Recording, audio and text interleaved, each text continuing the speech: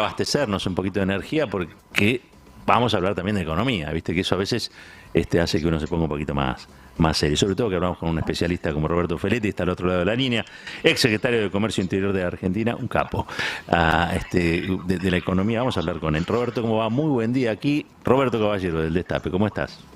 Buen día, ¿cómo están todos y todas? Gracias, Roberto, demasiado generoso con Bueno, los conceptos de presentación, pero bueno, dale. Merece, tocayo, cómo no. Mire, acá tenemos una duda porque hubo finalmente un índice de precios que dio un 7,8% en mayo. Es verdad que en un año, si uno lo analiza, son 114,2%, pero yo me puse levemente contento y otro me dijo, no, pero no es nada, es prácticamente nada. ¿Cuál es tu análisis de este número en relación a lo que pasó, por ejemplo, el mes anterior? Bueno, el análisis del número, obviamente no es un buen número, ¿no? Casi 8 de inflación mensual no es un buen número, claro. La variación. El lado del vaso medio lleno es que implica una desaceleración respecto del mes anterior e implica también que un conjunto de medidas de control microeconómico, como las que aplicó la Secretaría de Comercio, más el control externo de permitir las intervenciones del Banco Central para moderar la evolución del tipo de cambio alternativo, que se conoce como contado con liquidación B, más la decisión de asegurar un flujo de importaciones por vía yuanes con los chinos, los diálogos con Brasil y los BRICS, bueno, generaron un clima de por lo menos frenar el proceso que se venía. Y el otro punto, que es el que está pendiente, es que evidentemente el Fondo Monetario Internacional, conforme lo que trasciende y demás, se está aproximando a la posición de Argentina, que es reconocer que la sequía es un hecho exógeno, que no tiene nada que ver con el programa que originalmente se firmó, que también habría que revisarlo, pero es otra discusión, y no presionar por una devaluación abrupta del tipo de cambio oficial. Recordemos también que el fondo hace 30, 40 días se había estado plantado en que había que hacer una modificación del 30% del tipo de cambio oficial. Bueno, sí. Ese conjunto de cosas, bueno, baja la expectativa devaluatoria. Brasil aporta algo positivo también, que es que el real se estabilizó, es decir, el real se está apreciando, con lo cual la presión sobre el peso para devaluar es mucho menor, no existe. Segundo, los chinos aseguran que va a haber un flujo de importaciones y con eso un flujo de actividad más allá de los niveles inmediatos de reserva. Tercero, baja la presión devaluacionista del fondo. Bueno, hay un conjunto. Cuarto, se toman un conjunto de medidas desde el punto de vista microeconómico de mayor control y apuesta a una canasta de proximidad. Bueno, es un conjunto de medidas que aseguran por lo menos este sendero de estabilización. Por supuesto que todo esto depende de otro conjunto de cosas, que es el flujo de divisas positivo que se espera para el último trimestre, que sin duda va a haber el año que viene. Por eso uno a veces dice, tratemos de no morir en la víspera. Ahora, hay algo del componente del número, por lo que estuve viendo, es que en materia de alimentos no se disparó como otros meses, pero sí aumentaron y fuertemente lo que son precios regulados, que es donde el Estado interviene. ¿Se podría haber buscado un índice menor? Y si vos lográs anclar más las tarifas y lográs anclar más el tipo de cambio, que eso suelen ser dos anclas para el índice de precio general, más allá de los controles y el programa de canastas reguladas, si vos combinás una canasta de alimentos regulada, que se abastezca, se cumpla, que bueno, parece que han avanzado bien, por lo menos en ese sentido. Anclas tarifas, anclas tipo de cambio y te llega el flujo de dólares, evidentemente tenés más posibilidades de trabajar sobre el índice, sí, claro. Lo que pasa es que ahí sí tenés la presión de la búsqueda de un mayor equilibrio fiscal. Que por otro lado, vos decís eso, y por el otro lado el aspecto positivo es que, contra la opinión de todos los medios, analistas y demás, que se tenía una bomba y un estallido de la deuda en pesos, bueno, el canje fue exitoso y se prorrogó y se reprogramó la deuda a través del canje en forma voluntaria hacia el año que viene. Es decir, hoy, si vos mirás los medios económicos, está desaparecido el tema de que hay una bomba a punto de estallar en la deuda en pesos, no pasó. Entonces, Por el otro, bueno, uno cuestiona la solvencia fiscal o dice, bueno, no es el momento, pero también es cierto que mejora la capacidad de financiamiento del Estado. Es un equilibrio delicado que tiene que ver con oportunidades perdidas y con la herencia recibida, con las dos cosas, ¿no? Uh-huh. Muchos dicen que el año que viene, el otro día lo escuchamos a Agustín Rossi, se va a producir una inflexión en materia económica donde la Argentina tiene un horizonte optimista. Quizá este año es el que cuesta atravesarlo, pero va a haber un horizonte optimista. ¿Vos coincidís con esa mirada? Sí. Mirá, nosotros estamos a punto de sacar un informe de economía que hacemos con cierta periodicidad gracias a un convenio entre el Senado de la provincia, por iniciativa de Verónica Magario. El Senado de la provincia con la Universidad de 3 de Febrero han armado un convenio y bueno, nos permiten trabajar un equipo de economistas. Vamos a sacar un informe ahora, mañana pasado, que dice esta mirada, que dice, hay una coyuntura que no es estructural, que es esta falta de dólares que tiene que ver con la sequía. Sí. Y hay una cuestión coyuntural que puede ser estructural, es que Argentina va hacia un escenario mucho mejor en términos de divisas, que el año que viene concretamente nosotros estamos proyectando entre 18 y 20 mil millones de dólares de superávit. Ahora, esta coyuntura de sendero donde hay crecimiento económico, aumento del empleo, pero con baja distribución del ingreso, bueno, hay algunos sectores que quieren que sea estructural y hay otros que decimos, no, esto es, hay que aprovechar el sendero que viene el año que viene para transformar esta situación coyuntural en una estructura en favor de los trabajadores. La pregunta es, ¿el año que viene vamos a estar mejor? ¿Quién se lo queda esa mejoría? Porque si vos mirás los números 2021, 2022, la economía creció, y creció con potencia, inclusive superando la caída del macrismo, que fueron casi 4 puntos, y la caída de la pandemia, que fueron 10 puntos. Ahora, la participación de los trabajadores en esa generación de riqueza fue el 41% nada más, lejos del 50-50 tradicional del peronismo, o el que había en el 2015 con Cristina, o el que hubo en el 74 y 51 con Perón. Quiero decir, tuviste crecimiento con baja participación de los trabajadores en esa generación de riqueza, del salario, en esa generación de los ingresos de los trabajadores. Y tuviste una baja del desempleo, efectivamente, recibiste casi 2 dígitos, y estás en el 6, pero también las tasas de crecimiento son muy altas, lo que quiere decir que el modelo productivo genera empleo, pero no lo suficiente, porque tendría que estar en un nivel de desempleo más bajo. Entonces, la discusión de empleo y salario es la que te va a permitir un modelo que va a generar divisas, porque, bueno, Vaca Muerta ya colocó a la Argentina como país número 20 en la producción de energía. Todos sabemos que el litio está superando los niveles de exportaciones, y todos sabemos que los precios internacionales en general de los productos agropecuarios van a estar sostenidos por efecto de la guerra. Sabemos que Ucrania es exportador de girasol y trigo.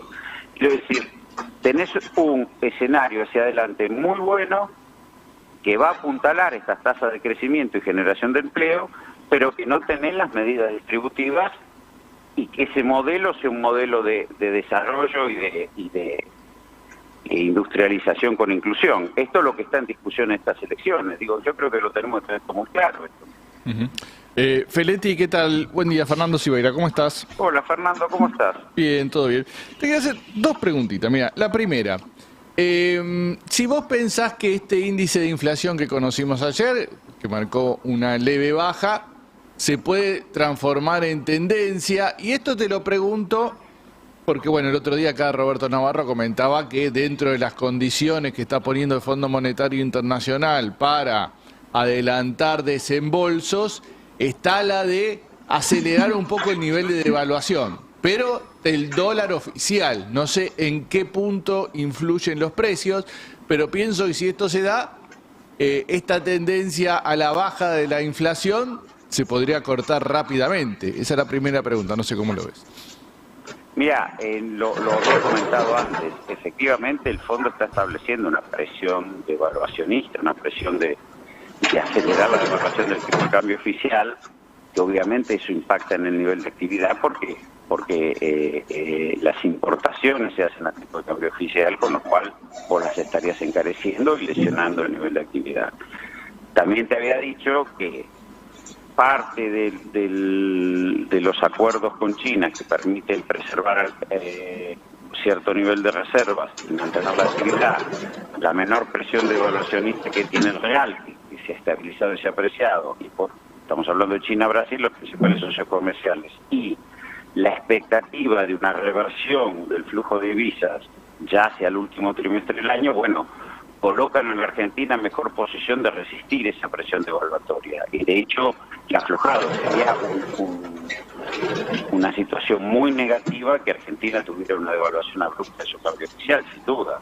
Eso es así, y eso complicaría también la estabilización de precios. Y lo otro te quería preguntar, ayer el presidente Alberto Fernández en las últimas intervenciones viene hablando mucho de esto de la economía Barrani. Viste que hay como una economía supuestamente en negro que está marcando, que está fuera de las estadísticas, pero que se ve por ahí en los altos niveles de consumo que hay en espectáculos, recitales, restaurantes y demás. ¿Esto existe? ¿Es así? ¿Hay un crecimiento o hay un nivel de vida que por ahí no se está detectando en las estadísticas oficiales? Y me parece que hay que verlo en dos direcciones. Primero, efectivamente, como yo había dicho, hay una tasa de crecimiento importante de la economía argentina.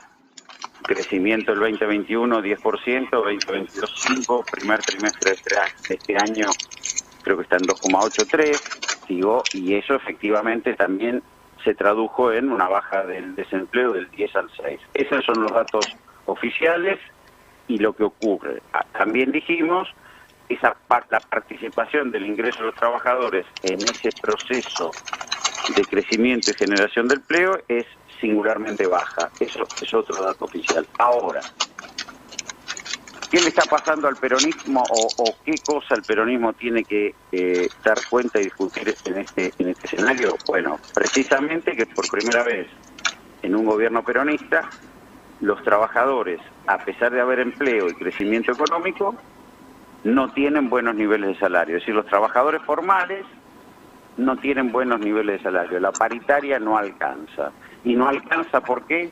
Porque no se ha acertado con medidas regulatorias sobre energía y alimentos, que es lo que siempre potenció el salario. Si vos tenés una buena paritaria y se te va para llenar el changuito o pagar la boleta de luz, ahí te falla. Entonces te estás topando el peronismo con trabajadores que tienen empleo pero no tienen buenos salarios. Y por el otro, hay un conjunto de trabajadores informales que están registrados inclusive como monotributistas, pero que por el nivel de actividad, por cierta inserción en las nuevas tecnologías, caso emblemático son los programadores, y por la propia dinámica que los sectores de ingresos medios altos le han impreso a lo que es recreación, cultura, viajes, etcétera, etcétera, bueno, se genera un conjunto de servicios personales alrededor de ese escenario de bonanza que no aparece en el radar, y así como tenés trabajadores formales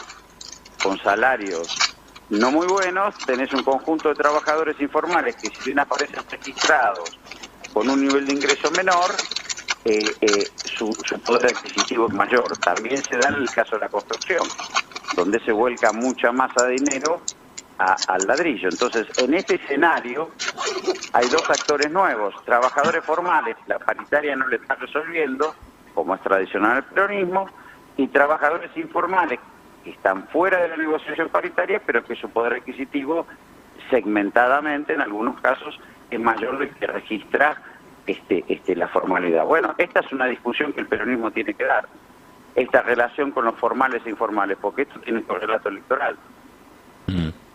Y tiene que resolverlo, como yo decía antes, tiene que tener medidas redistributivas, concretas, un mejor acceso, tarifas y alimentos tiene que ser accesible al salario, porque eso mejora el poder adquisitivo y la paritaria.